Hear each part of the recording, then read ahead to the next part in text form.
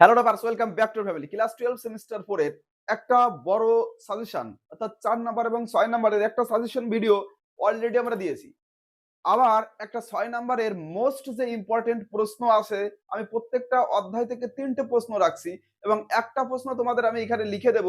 চলো প্রত্যেক অধ্যায় থেকে এই 3টে বা 4টে প্রশ্ন তোমরা যদি দেখো, আশা করি তোমাদের যে 6 নাম্বারের প্রশ্ন আসবে 3টি, এখান থেকে কমন বাঁধবে।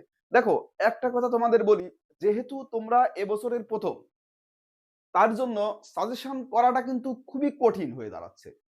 কিন্তু আগের বছরের সাথে যেহেতু তোমাদের সিলেবাসের মোটামুটি একটা মিল আছে, তার উপরে ভিত্তি করে আমরা এই সাজেশনটা করছি। দেখো, বিগত বছরের এক্সপিরিয়েন্স অনুযায়ী যে পুরনো সিলেবাস ছিল, প্রত্যেকটা বছরই কিন্তু আমাদের সাজেশন কমন ছিল। কিন্তু এবছর নতুন সাজেশনের জন্য আমরা যে বড় সাজেশনটা দিয়েছি সেটাকে বেশি প্রাধান্য দেবে এবং নেক্সট যে মোস্ট ইম্পর্টেন্ট প্রশ্নগুলো আমরা দিচ্ছি, এগুলো অবশ্যই বেশি ভালো করে দেখে যাবে। তো চলো দেখা যাক আমাদের যে 6 নাম্বারের প্রশ্ন আসবে, কোন কোন সব থেকে মোস্ট ইম্পর্টেন্ট প্রশ্নগুলো তোমার পরীক্ষার জন্য আসতে চলছে। চলো একবার দেখে নিই। দেখো, তার আগে একবার বলি, আমাদের মোট 6 নাম্বারের প্রশ্ন লিখতে হবে কয়টা? 3টি। অর্থাৎ আমাদের 3টি 6 নাম্বারের প্রশ্ন লিখতে হবে। কয়টা? 3টে। এবং প্রত্যেকটাই 2x ফর্মুলা অনুযায়ী প্রশ্ন আসবে। দেখো, একটা মডেল, দুটো মডেল কিন্তু আমরা অলরেডি দিয়ে দিয়েছি। যদি তুমি বুঝতে সমস্যা হয় যে কোশ্চেন প্যাটার্ন কোন ভাবে হবে, তাহলে অবশ্যই তুমি এই মডেল সেট 1 এবং 2 টা দেখে নিতে পারো। তারপরে চলো আমরা দেখি যে মোস্ট ইম্পর্টেন্ট 6 নাম্বার প্রশ্ন কোনগুলো আছে। এবং আমাদের যে সাপোর্টিং এ সাজেশন ভিডিও, ওটা কিন্তু অবশ্যই দেখবে, ওই সব প্রশ্নগুলো রেডি করবে।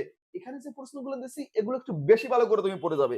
চলো আমরা যদি প্রথম অধ্যায় দেখি, দেখো প্রথম অধ্যায়ের জন্য সব থেকে মোস্ট ইম্পর্টেন্ট প্রশ্ন হচ্ছে তোমাদের জন্য, দেখো, এক দাগ, আন্তর্জাতিক সম্পর্কের সংজ্ঞা দাও, আন্তর্জাতিক সম্পর্কের বিকাশের ধারাটি সংক্ষেপে আলোচনা করো। দেখো, এখানে সম্পর্কের বিবর্তন আসতে পারে, কিন্তু বিবর্তনও আসতে পারে। এটা কিন্তু অবশ্যই মাথায় রাখবে, একই অ্যান্সার হবে এই প্রশ্নের। দেখো, 2 দাগ, উদারনীতিবাদের মূল বৈশিষ্ট্যগুলি আলোচনা করো। দেখো, এই লাল কালি দিয়ে যে প্রশ্নটা তোমাদের জন্য দেওয়া আছে, এই প্রশ্নটা সব থেকে মোস্ট ইম্পর্টেন্ট তোমার পরীক্ষায় আসার জন্য।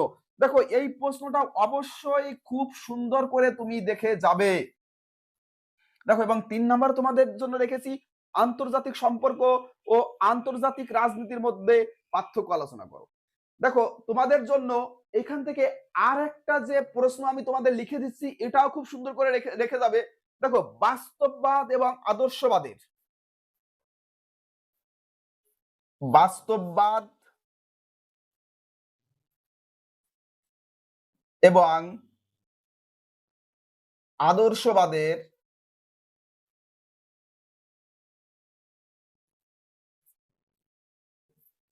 তুলনামূলক আলোচনা।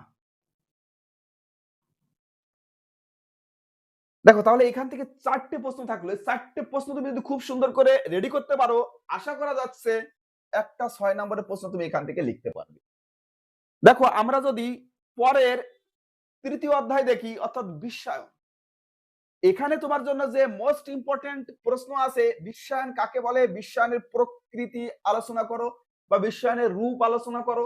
দেখো, 1 দাগ এবং 2 দাগ বিশ্বায়নের বৈশিষ্ট্যগুলি আলোচনা করো এবং 3 দাগে তোমাদের জন্য রেখেছি বিশ্বায়ন কিভাবে বিশ্বকে অর্থনৈতিক ও সাংস্কৃতিক ক্ষেত্রে প্রভাবিত করেছে তা মূল্যায়ন করো। এবং 4 নম্বরে তুমি একটা প্রশ্ন দেখে যেতে পারো যে বিশ্বায়ন ভারতের অর্থনীতিতে কি প্রভাব ফেলেছে, ভারতের অর্থনীতিতে কিভাবে প্রভাবিত করেছে। তো দেখো, তৃতীয় অধ্যায় থেকেও তোমাদের জন্য প্রশ্ন থাকলো কয়টা? 4। মোস্ট ইম্পর্টেন্ট প্রথম 3টে, ঠিক আছে। এবং আমরা যদি দেখি চতুর্থ অধ্যায়, ভারত সরকারের বিভিন্ন বিভাগ সমূহ, দেখো এখানে আমরা সব থেকে মোস্ট ইম্পর্টেন্ট রাখছি ভারতের রাষ্ট্রপতির ক্ষমতা ও কার্যাবলী আলোচনা করো। 2 দাগে ভারতের প্রধানমন্ত্রীর ক্ষমতা ও কার্যাবলী আলোচনা করো এবং 3 দাগে ভারতের সুপ্রিম কোর্টের গঠন ও কার্যাবলী আলোচনা করো। এক্ষেত্রে তোমরা 4 দাগে আরেকটা প্রশ্ন দেখে যেতে পারো, মুখ্যমন্ত্রীর ক্ষমতা ও কার্যাবলী। মুখ্যমন্ত্রীর ক্ষমতা ও কার্যাবলী, যে কোনো একটা অঙ্গরাজ্যের মুখ্যমন্ত্রীর ক্ষমতা ও কার্যাবলী। দেখো, এই প্রশ্নটাও এবছরের জন্য আমার কাছে মনে হচ্ছে ইম্পর্টেন্ট, কেননা কিছুদিন পরেই আমাদের নির্বাচন। তো সেক্ষেত্রে আমাদের যেহেতু মুখ্যমন্ত্রী নির্বাচন আমাদের পশ্চিমবঙ্গের, সেক্ষেত্রে এই প্রশ্নটা কিন্তু আসতে পারে, অর্থাৎ বিধানসভার নির্বাচনের জন্য। তো দেখা যাচ্ছে কি যে এই যে মোস্ট ইম্পর্টেন্ট 12টা প্রশ্ন তোমাদের জন্য রাখা থাকলো, এই প্রশ্নগুলো অবশ্যই বেশি গুরুত্ব সহকারে দেখে যাবে এবং যে সাজেশন ভিডিওটা দেওয়া আছে সেটাও কিন্তু অবশ্যই মূল্য দেবে। কিন্তু আমি কি বলেছি, এই প্রশ্নগুলো তুমি বেস্ট করে যাবে। চলো, ভিডিওটা তোমার কেমন লাগলো? যদি ভালো লাগে অবশ্যই এটা বন্ধুদের কাছে শেয়ার করো। কেননা তোমার শেয়ারের মাধ্যমে তোমার বন্ধুর পরীক্ষাও কি হতে পারে? ভালো হতে পারে। কোন প্রশ্ন যদি তোমার এখান থেকে উত্তর জানা না থাকে, ইমিডিয়েটলি আজকে রাত্রের ভিতরে বা কালকে অবশ্যই তুমি কমেন্টস করে জানাও। আমরা সেই প্রশ্নের সমাধান তোমাদের মাঝে নিয়ে আসবো। চলো, আর মাত্র কয়টি 20 তারিখে তোমাদের রাষ্ট্রবিজ্ঞান পরীক্ষা। তারপরে কিন্তু 21 তারিখ কি যাদের ইতিহাস আছে তাদের ইতিহাস পরীক্ষা। পরপর কিন্তু আর সময় নেই। ভিতরে অনেক বড় একটা বন্ধ ছিল। চলো, যাদের এডুকেশন আছে এডুকেশনের ফাঁকেও দুটো একটা করে ইতিহাস বা রাষ্ট্রবিজ্ঞানের প্রশ্ন তুমি পড়ে নাও।